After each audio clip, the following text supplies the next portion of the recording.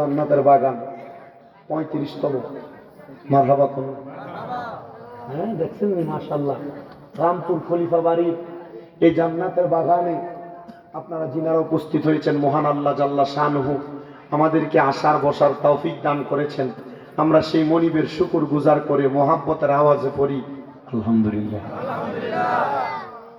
আজকের জান্নাতের বাগান হইছে, আপনারা খুশি নাকি বেজার? সবাই খুশি, কথা কোন ঠিক কিনা? আর আমার ভাই তো আমারে এটা ওই বান্দা রাখছে, বান্দানি রাখে বান্ধই রাখছে। ওই এই বছর মাহফিল করে কইয়া দেয় আগামী বছর আবার, এবার ফাল্লাইলে নেই, আগামীতে নতুন করে বক্তা দাওয়াত দিবে। এটা ওয়াজ করে মাইজকে নর্মাল জন ফাল্লাই। তবে আমি যখন ওনার ঘর থেকে বাইর হই, জনাব মোহাম্মদ হাবিবুর রহমান। হাবিবুর রহমান মানে কি? আল্লাহর বন্ধু, রহমানের বন্ধু। মারহাবা কয় না তো? দেখছেন নি? নামেরও তো একটা তাসির আছে, আছে না? আমার এক মুরব্বী আব্বা কইছে, হুজুর আমরা এলাকার মানুষ বেনামাজি, নামাজ পড়ে না। কথাটা খুব সহজ ভাবে বলা যায়, কিন্তু এই কথাটা বড় লজ্জার বিষয়। আচ্ছা, আমি যদি কই হুজুর এলাকার মানুষ আপনারা বিচার করেন, আমার বাপ চোর, শরমের না অশরম? হ্যাঁ, আমার ইমাম সাহেব হুজুর যদি বলে শামীম রেজা মিথ্যাবাদী, কথাটা কি শরমের না অশরম? এলাকার কোন মুরব্বী, এলাকার কোন মাথাওয়ালা ব্যক্তি যদি বলে আমার এলাকার মানুষ নামাজ পড়ে না, শরম? কথা কয় না? কথা কন না? শরম। তো এই নামাজ না পড়লে শরম, এটা আমরাও জানি। নামাজ না পড়লে গুনাহ হয়, এটা আমরাও জানি। মহিলারা যারা পর্দার আড়ালে শুনতেছে তারাও জানে, জানেনি? এখন বিষয় হচ্ছে এই না, তোমরা কথা বললে কিন্তু এখানে ওনাদের ডিস্টার্ব হবে। তোমরা কিন্তু ওয়াজ শুনতে বসতে, যে বোঝাই যায় তোমরা খিচুড়ি খাই না। গ্রুপটা খিচুড়ি আমি একটু খাইয়াছি, মজা হয়েছে। তোমরা যদি মন চায় একটু ঘুরে গেলে আয়ো, খিচুড়ির সময় আয়ো, অসুবিধা নেই। আর যদি ওয়াজ শুনতে হয় ধৈর্য নিয়ে চুপ থেকে শুনতে হবে, ঠিক আছে না? তো যেহেতু বলছে নামাজের কথা আপনাদের কাছে বলতে, আমি আপনাদেরকে নামাজের কথা বলবো। এবার আপনারা বলেন, ইসলামের, বুঝতেছো যে ডাবল সাউন্ড যে হচ্ছে, মানে সব বন্ধ করে দাও, সব সাদা সাউন্ড। ইসলামের পঞ্চ বেনার মধ্যে এক নাম্বার হলো কালেমা, ঈমান। কথা কন না? এক নাম্বার কালেমা, ঈমান। দুই নাম্বার নামাজ। কথা কন না? দুই নাম্বার। তিন নাম্বার রোজা। তিন নাম্বার। চার নাম্বার হজ। পাঁচ নাম্বার হইল যাকাত। এটা হলো ইসলামের পঞ্চবেনা, পাঁচটা শর্ত। এই পাঁচটা শর্ত আমাদেরকে জান্নাতি বানাবে, আবার অমান্য করলে জাহান্নামী বানাবে।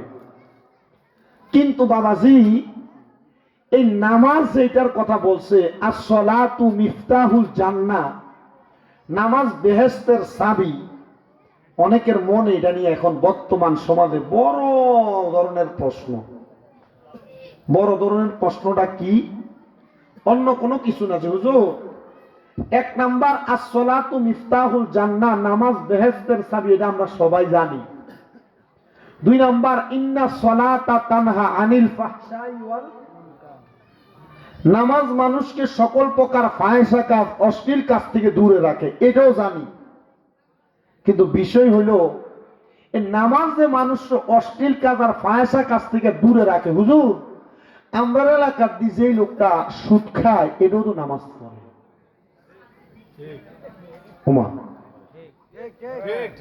পড়ে না? দেখবেন এরা নামাজের ধরনটা কিন্তু আপনারা যারা নিয়মিত মুসল্লি তার থেকে আরো বালা। কেমন বালা? এরা পাঞ্জাবিটা একবার দবদবে সাদা ফাতলা দিলে হিডা, টুপিটা খুব সুন্দর। নামাজে যদিও সবাই ফরে আইয়া, কিন্তু 2-3 কাতার মুসল্লি ঠেলা সামনে যায় ইমামের পিছন দিয়া দাঁড়া। কথা কয় না? হ্যাঁ, তাহলে হুজুর নামাজ যদি সকল প্রকার অশ্লীল কাজ থেকে মানুষকে দূরে রাখে, এ বেটারে সুদ খায় আবার নামাজও পড়ে, তো নামাজ তো এই বেটারে সুদ থেকে দূরে রাখতে পারলো না। কথা কয় না?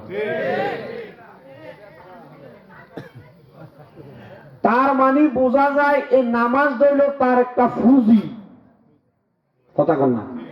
নামাজটা তার একটা মানে লেভেল।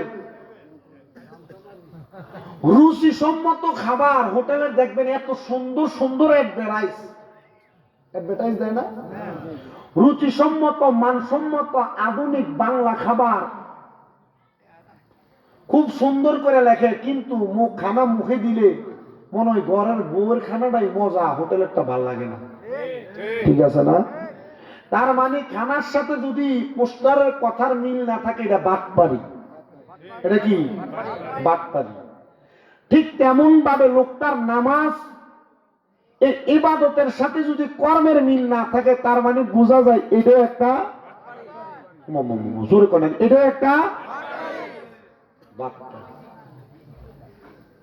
অস্বাভাবিক ভাবে না নিয়ে স্বাভাবিক ভাবে নেন। নামাজ বেশিরভাগ বর্তমান সমাজের যুব সমাজ, মুরব্বী সমাজ, বিশেষ করে আমার মা বোন যারা আছে, নামাজের ব্যাপারে সবচাইতে বেশি অবহেলা।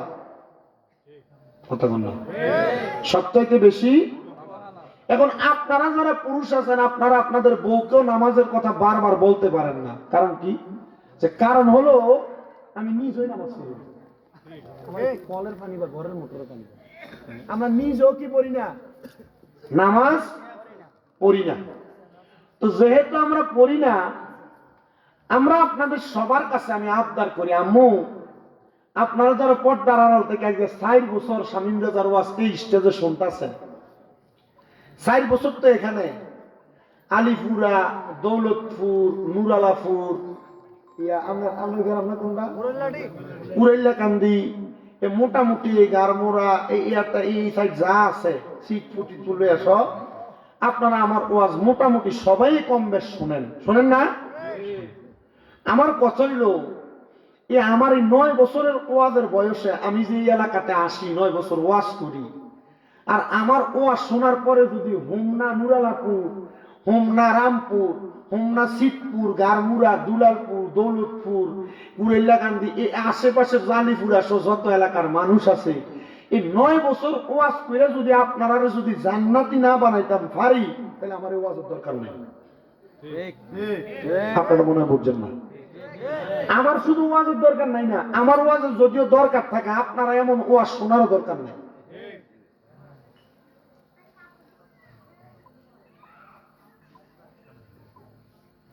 তাহলে এটা দিয়ে কি বোঝা গেল? বোঝা গেল যে ওয়াজ আছে, হেদায়েত আছে, কিন্তু হেদায়েত হওয়ার জন্য আমাদের মাঝে সেই চেষ্টাটা নাই, নিয়তটা নাই। এজন্য আল্লাহর নবী একটা হাদিস শরীফ বলছেন, নিয়াতুল মুমিনিন খায়রুম মিন আমালি। মুমিনের নিয়ত তার আমলের চাইতে উত্তম। এটা আমাদেরকে যেদিন বুখারী শরীফের প্রথম দরজ দেয়, ইন্নামাল আমালু বিন্নিয়াত, একই রকম 7টা হাদিসের কথা আমাদের হুজুর আমাদেরকে বলছে, আমাদের যিনি কুমিল্লা আলিয়া মাদ্রাসার মুহাদ্দিস হুজুর। আমি হুজুরকে প্রশ্ন করলাম, হুজুর আমি নিয়ত করলাম আমি আজকে ফজরের নামাজটা পড়ব রাত্রবেলা, হুজুর আমি ঘুমাইছি, হুজুর মারা গেলাম, হুজুর সওয়াবটা না পড়তে পারে যে মরে গেলাম, এই নিয়তের কারণে কি আমার গুনাহ হইতো না? হুজুর কেন? একটা মানুষ যখন কোনো ভালো কাজের নিয়ত করে, ওই মানুষ ওই ভালো কাজ করার আগ পর্যন্ত না, নিয়ত করার সাথে সাথে আল্লাহ তাআলা তার আমলনামার ভিতরে ওই ভালো কাজের নিয়তের যে কাজটা, এটা সওয়াবটা লিখে দেয়। এখন আমি বললাম আজকে রামপুরের মাহফিলে বসে আমি আগামীকালকে নামাজ পড়বো ফজরের, আমার আমল নামে সওয়াব লেখা, এটা আমি জানি। জানার পর আমি নামাজদার করলাম না, তখন এটাই কি দূরে করলাম ভণ্ডামি।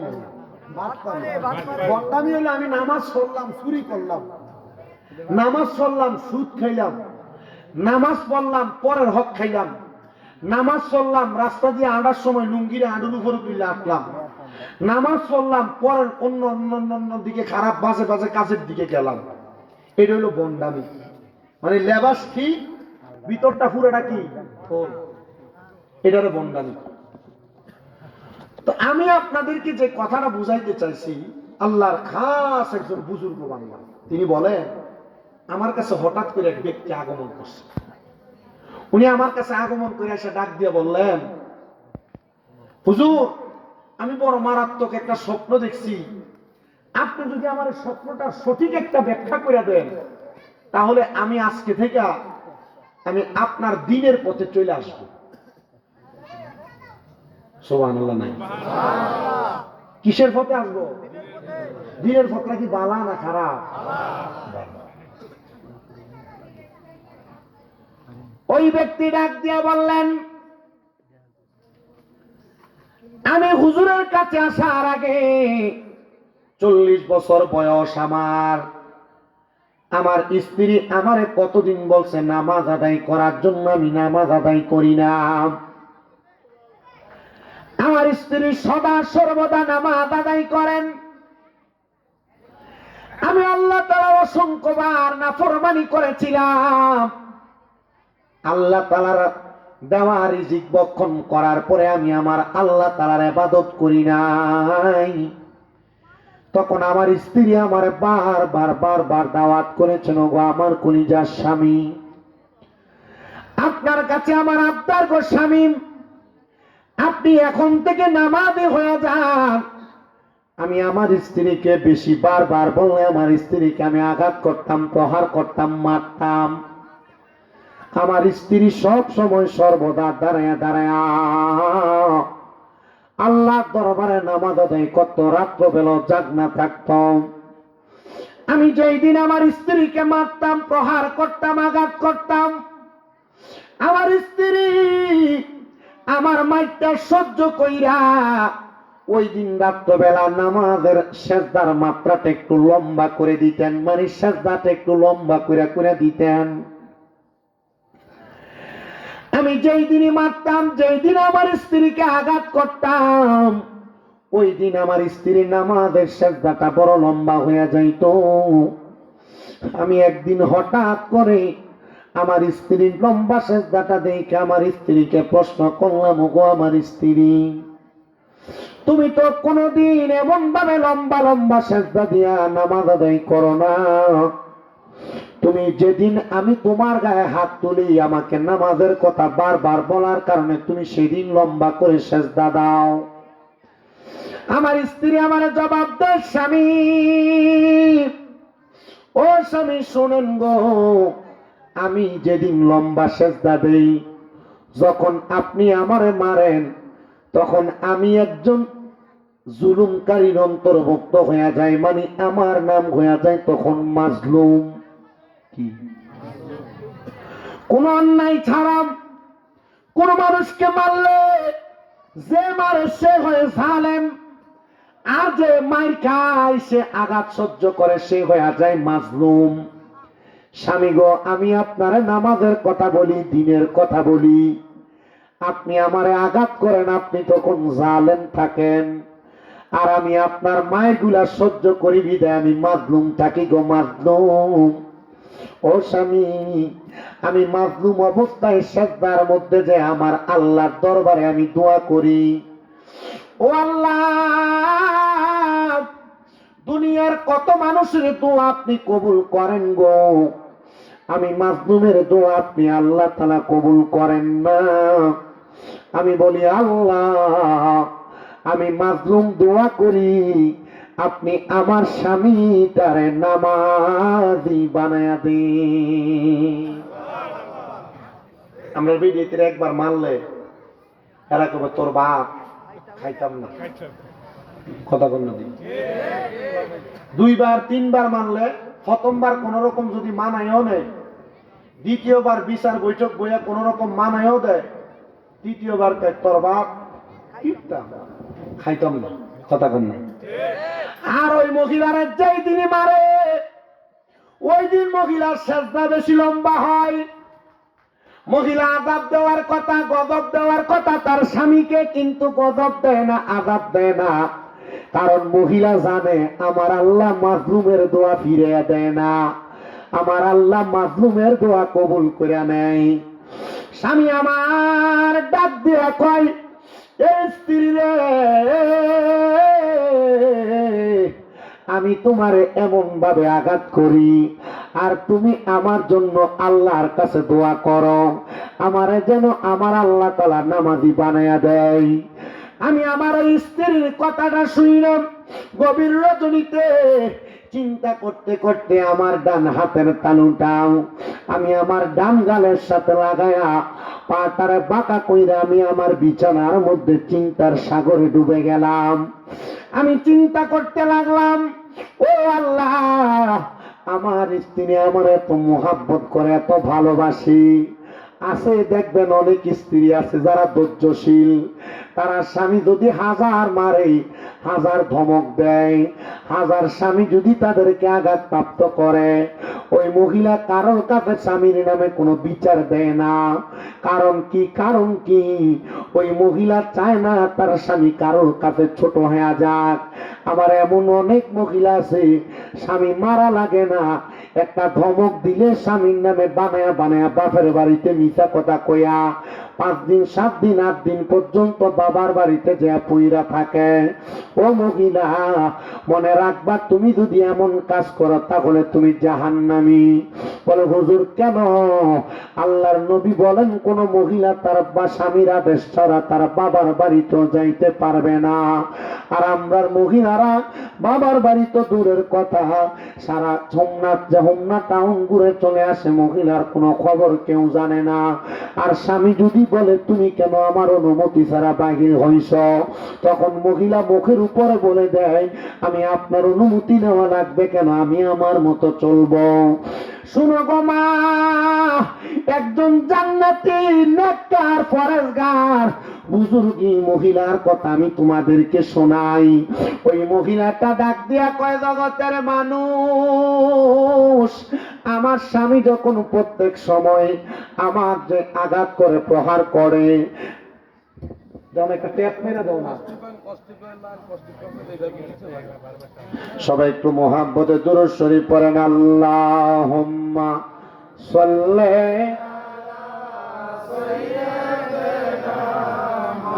কষ্ট কোথায় ওয়া আলা আলি সাইয়্যিদিনা। আর একটু জবান খুলে মোহাব্বতের আওয়াজে পড়েন আল্লাহুম্মা। আরে এটা পড়ে যাবে না। সাইয়্যিদিনা মাওলানা মুহাম্মদ ওয়া আলা আলি।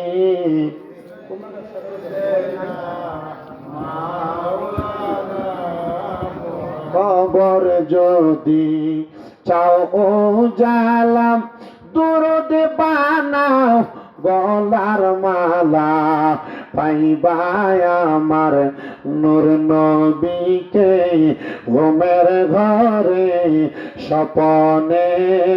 আল্লাহুম্মা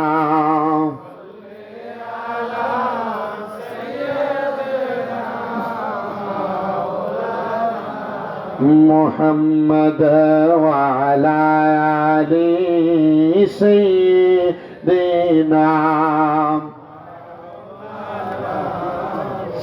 ওই বুজুর্গ মহিলার স্বামী বলে, এ জগতের মানুষ তোমরা শোনা রে, আমি চিন্তা করতে করতে আমি চিন্তা করতে করতে আমার ঘুমের বিছানার মধ্যে আমি ঘুমিয়ে গেলাম। এমন টাইমে আমি হঠাৎ করে দেখতে পাইলাম আমি একটা বড় নদীর সামনে দাঁড়ানো। নদীর বড় প্রকট স্রোত কোন একটা খড়কুটা নদীতে পড়লে সাথে সাথে টান দিয়ে তাকে অনেক দূরে টাইনা নিয়ে যায়। আমি দেখলাম কে যেন আমার পেছন থেকে ধাক্কা দিয়া ওই নদীতে প্রেরণ করে দিতে ফেলে দিছে। ওই নদীতে ফেলে দেওয়ার পরে আমি ওই নদী থেকে উঠতে পারতেছিলাম না।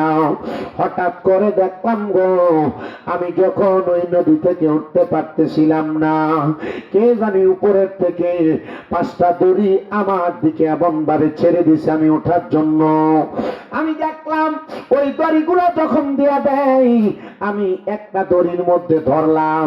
ধরার পর আমি যখন উপরের দিকে উঠতে লাগবো, এমন টাইমে আমি আবার নিচের দিকে চলে যাচ্ছিলাম। আমি আরেকটা দড়ির মধ্যে ধরলাম। হঠাৎ করে দেখলাম আমি আরো নিচে চলে যাই।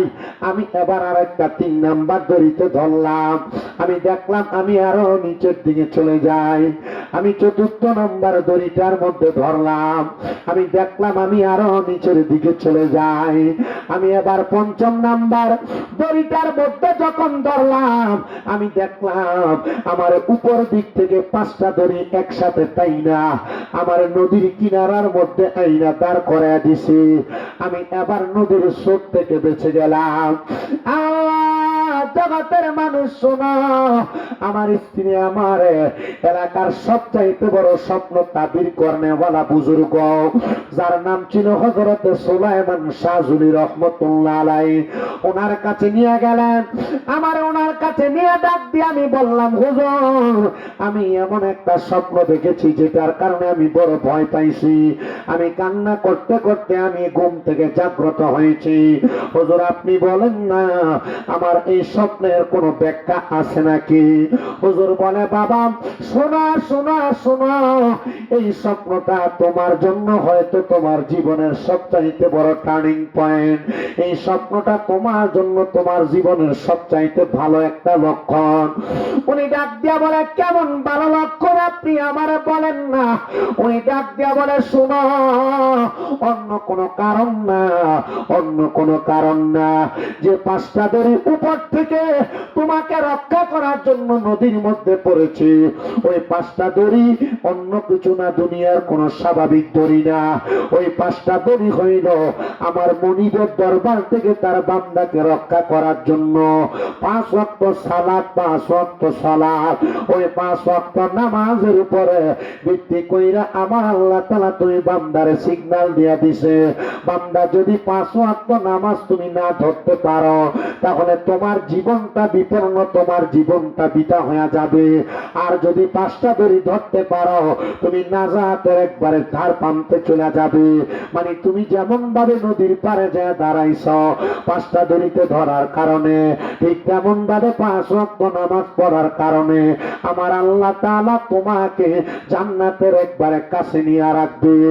ও মায়ার নবী, রাহমাতুল লিল আলামিন নবী, কিন্তু যারা নামাজ আদায় করে না, আপনি বলেন না তাদের জন্য কি কি শাস্তি রেডি করা হয়েছে? নবী আমার বলেন, উম্মতের দলেরা শোনো, 1 নাম্বার আউয়ালু মা ইউহাসাবু বিহিল আবদি ইয়াউমাল কিয়ামাতিস সালাহ। কিয়ামতের ময়দানে সর্বপ্রথম আমার আল্লাহ তাআলা নামাজের হিসাব নিবে, নামাজের হিসাব। বলে হুজুর কি বলেন? কবরে তো প্রশ্ন করবে 3টা, মান রাব্বুকা ওয়া মান দীনুকা ওয়া মান নাবিয়ুকা। এই 3টা প্রশ্নের জবাব দিতে পারলেই তো জান্নাতি। পর্দার অন্তরালের মা, এ হুমনারামপুর এলাকার বাবা, আপনারা তো জানেন কবরে প্রশ্ন 3টা, কিন্তু আপনি কি জানেন আমার আল্লাহ তাআলা কাল হাসরের ময়দানে একটা মানুষকে 5টা বিষয়ে প্রশ্ন করবে, 5টা বিষয়ে। ওই 5টা বিষয়ের প্রশ্নের জবাব যদি আপনি না দিতে পারেন, 1 কদম সামনে বাড়াইতে পারবেন না। বলে হুজুর 3টা প্রশ্নের পরে আরো 5টা প্রশ্নের জবাব আমার দেওয়া লাগবে। বলে হ্যাঁ, 3টা প্রশ্ন আপনার স্বাভাবিক প্রশ্ন, কিন্তু কবরের মধ্যে হাসরের ময়দানে যে 5টা প্রশ্ন করা হবে, এর মধ্যে 1 নাম্বার আমার আল্লাহ তাআলা প্রথম যে হিসাবটা নিবে, ওই হিসাবটা হলো নামাজের হিসাব, ওই হিসাবটা হলো নামাজের হিসাব, ওই হিসাবটা হলো নামাজের হিসাব। এই জন্য আমি আপনাদের সবার কাছে একটা আবদার জানাই রে মুসলমান ইমানদারের দলেরা, আপনারা দুনিয়াতে যা কিছু করেন আর না করেন, 5 ওয়াক্ত নামাজ কোনোদিন ছাড়বেন না। বলে হুজুর কেন কেন ছাড়বে না? বলে নামাজ তোমার সঙ্গের সাথী, নামাজ কবরের বাতি, নামাজ তোমার সঙ্গের সাথী, নামাজ কবরের বাতি। এই নামাজে হবে 2 কুল পার, বলেন এই নামাজে হবে 2 কুল পার। ওরে না পড়িয়া গেলে নামাজ জীবনে তোমার হবে রে নাশ, না পড়িয়া গেলে নামাজ জীবনে তোমার হবে রে নাশ, বিতা যাবে এই নামাজ জিন্দেগি জগৎবাসী। নামাজে পড়ো ওরে তাড়াতাড়ি, বলেন নামাজে পড়ো রোজা রাখো সবই জগৎবাসী, নামাজে পড়ো রোজা রাখো সবই। ইমান আর আমল ভাই কোনো কিছুর তফাৎ নাই, ইমান সারা আমলের দাম নাই, বলেন ইমান সারা আমলের দাম নাই। ইমান আর আমল ভাই কোনো কিছুর তফাৎ নাই, আমল সারা ইমানের দাম নাই। ওরে ইমান আর আমল লইয়া যাইতে পারলে কবরেতে, ইমান আর আমল লইয়া যাইতে পারলে কবরেতে শান্তি পাবি ওই দুনিয়ায় জানি জগৎবাসী। নামাজে রোজা ধরো তাড়াতাড়ি, বলেন নামাজে রোজা ধরো জগৎবাসী, নামাজ রোজা ধরো তাড়াতাড়ি, বলেন নামাজ রোজা ধরো তাড়াতাড়ি জগৎবাসী, নামাজ রোজা ধরো তাড়াতাড়ি। নামাজে পাবে রে শান্তি, নামাজে পাই মুমিনি মুক্তি, নামাজে হয় নামাজে হয় জগৎবাসী। মানুষের নামাজি হও জগৎবাসী, নামাজে মিলিবে শান্তি, নামাজে পাইবে মুক্তি, নামাজি হও জগৎবাসী। ঠিক মতো পড়িলে নামাজ আল্লাহর কাছে পাইবা না যাবে, ঠিক মতো পড়িলে নামাজ আল্লাহর কাছে পাইবা না যাবে, মুক্তি পাবি সব জায়গা জানি জগৎবাসী। নামাজে রোজা ধরো তাড়াতাড়ি, বলেন নামাজে রোজা ধরো তাড়াতাড়ি জগৎবাসী, নামাজে রোজা ধরো তাড়াতাড়ি। আপনারা কেমন জানি একবার আলসিয়ে করে কইতাছেন, একটু মহাব্বতে কর না, এটা আমার নিজের লেখা, এটা পুরান না তো, এটা নতুন গজল, এর লেগে মহদি আয় না, একটু মহাব্বতে কোনা। নামাজে রোজা ধরো তাড়াতাড়ি জগৎবাসী, নামাজে রোজা ধরো তাড়াতাড়ি। না সবাই অনেক কইছে না, কেমন জানি একবার চুপ করে রইছে। ও আপনারা কষ্ট নিতেছেন মনে, যদি বেশি দেরি হয়ে যায়। না আমি কোনো দেরি করতাম না, আমি তাড়াতাড়ি শেষ করে দেব। কিছুরি ঠান্ডা হয়ে গেলে দেরি করলে না পাইব, একটু মহাপদে কর। নামাজে রোজা ধরো তাড়াতাড়ি জগৎবাসী, নামাজে রোজা ধরো তাড়াতাড়ি, নামাজে মিলিবে শান্তি, নামাজে পাই মুমিনি মুক্তি, নামাজ রোজা কর মুমিনি জানি মুসলমান, নামাজ রোজা কর তাড়াতাড়ি, নামাজে মুলিবে শান্তি, নামাজে পাই মুমিনি মুক্তি, নামাজ রোজা ধর তাড়াতাড়ি। ঠিক মতো পড়িলে নামাজ দয়াল দিবে তোমায় নাজাতে, ঠিক মতো পড়িলে নামাজ দয়াল দিবে তোমায় নাজাতে। তাই তো আসে পর তাড়াতাড়ি, বলেন তাই তো মুমিন পর তাড়াতাড়ি জগৎবাসী। নামাজ রোজা পর তাড়াতাড়ি, বলেন নামাজ রোজা ধর তাড়াতাড়ি জগৎবাসী, নামাজ রোজা ধর তাড়াতাড়ি। সাহাবায়ে কেরাম আমার নবীরে ডাক দিয়া কইয়া রাসূলুল্লাহ, নবী গো, ও দয়ার নবী মায়ার নবী, রাহমাতুল লিল আলামিন নবী গো, আপনি নবী নামাজের কয়েকটা শাস্তির কথা বলেন না। যারা নামাজ পড়ে না, যারা বেনামাজি, তাদের কয়েকটা শাস্তির কথা বলেন না। আমি মিশকাতুল মাসাবির কিতাবুস সালাত অধ্যায় পড়িরা আমি নামাজের 7টা শাস্তির কথা আমি পড়িরা পাইলাম। বলে হুজুর কোন শাস্তির কথা পাইলেন? আল্লাহর নবী কয়, 1 নাম্বার, দুনিয়ার জমিনে যারা নামাজ পড়ে না, আমার আল্লাহ তাআলা তাদের হায়াত কমাইয়া দেয়। কিটা কমা? নামাজ না পড়লে কি কমে? আপনি বেশি দিন বাচ্চা থাকবার লেগে বালাবুড়া খান, কিন্তু হায়াত কমে যাবে। কারণ কি? কারণ বালাবুড়া খাওয়ানোর লেগে টাকা কামাই করতে যায়, নামাজ ছেড়ে দেয়, মজা করে সকালবেলা ঘুমা। 1 নাম্বার, নামাজ যারা ছেড়ে দেয় তাদের হায়াত কমে যায়। 2 নাম্বার, নামাজ যারা ছেড়ে দেয় তাদের রিজিক কমে যায়। খানা কমে, খানা। 2 নাম্বার, নামাজ যারা ছেড়ে দেয় তাদের রিজিক কমে যায়। 3 নাম্বার, নামাজ যারা ছেড়ে দেয় তাদের চেহারার নূর কমে যায়, তাদের চেহারার মায়া কমে যায়। ও বাবা, আপনার এলাকার মসজিদের মুয়াজ্জিন, আপনার এলাকার মসজিদের ইমাম চেহারাটা কালা, কিন্তু দেখবেন এটারও দেখতে বড় মায়া মায়া লাগে। কারণটা কি জানেন রে? কারণ এরা মসজিদে 5 ওয়াক্ত নামাজের আজান দেয়, 5 ওয়াক্ত নামাজ পড়ে, এই জন্য আমার আল্লাহ তাদের চেহারাতে নূর বাড়ায়া দেয়। এই জন্য কোন নামাজে মানুষ যখন মারা যায়, আমার আল্লাহ তাআলা তাদের চেহারাটা নূরানি বানায়া দেয়, আমার আল্লাহ তাআলা তাদের চেহারাটা মায়াবী বানায়া দেয়। রামপুরের বাবা 3টা শাস্তির কথা না শুনলা? জাননি আল্লাহর নবী কয়েক, যখন কোন বেনামাজি মারা যায়, ওই বেনামাজিটা মারা যাওয়ার পরে আমার আল্লাহ তাআলা তার কবরটা অন্ধকার বানায়া দেয়। 5 নাম্বার, কোন বেনামাজি যখন মারা যায়, ওই বেনামাজির কবরে আমার আল্লাহ তাআলা সিংওয়ালা হলুদ রঙের চোখওয়ালা সাপ ছেড়ে দেয়। শুধু তাই না গো, আমি বেনামাজির শাস্তির ব্যাপারে হাদিস পড়তে যা দেখলাম, আল্লাহর নবী বলতেছেন, ওই বেনামাজি গুলা যখন ময়দানে মাশরে উঠে যাবে, তখন ওই বেনামাজিরে বলা হবে, রে বেনামাজি সেজদা করো, রুকু করো। তখন বেনামাজি সেজদা করতে পারবে না, রুকু করতে পারবে না। বলে হুজুর কেন সেজদা করতে পারবে না, কেন রুকু করতে পারবে না? নবী আমার বলেন, উম্মত কেন সেজদা করতে পারবে না জানো? আমার আল্লাহ তাআলা তাদের ঘাটটারে, তাদের মাজাটারে এমন ভাবে শক্ত করে ঢালাই করে দিবে, ওই বান্দাটা রুকু করতে পারবে না, বান্দাটা সেজদা করতে পারবে না। কিন্তু জানো, যারা নামাজি, তারা সেজদা করনেওয়ালা, তারা কবরে যাওয়ার পর দুনিয়াতে যেমন ভাবে রুকু করেছে, দুনিয়াতে যেমন ভাবে সেজদা করেছে, আমার আল্লাহ তাআলার কাছে তারা তাদের রুকু সেজদা গুলা নিয়ে হাজির হবে, আর আমার আল্লাহরে তারা রুকু সেজদা করবে। রামপুরের আমার মা শুনো, দুনিয়ার টিভি সিরিয়ালের পর্দায় পইরা, মোবাইলে আসক্তি বাড়াইয়া, টিকটকের মাধ্যমে, শর্ট ভিডিওর মাধ্যমে তুমি তোমার জীবনটারে নষ্ট করে দিচ্ছ গো মা।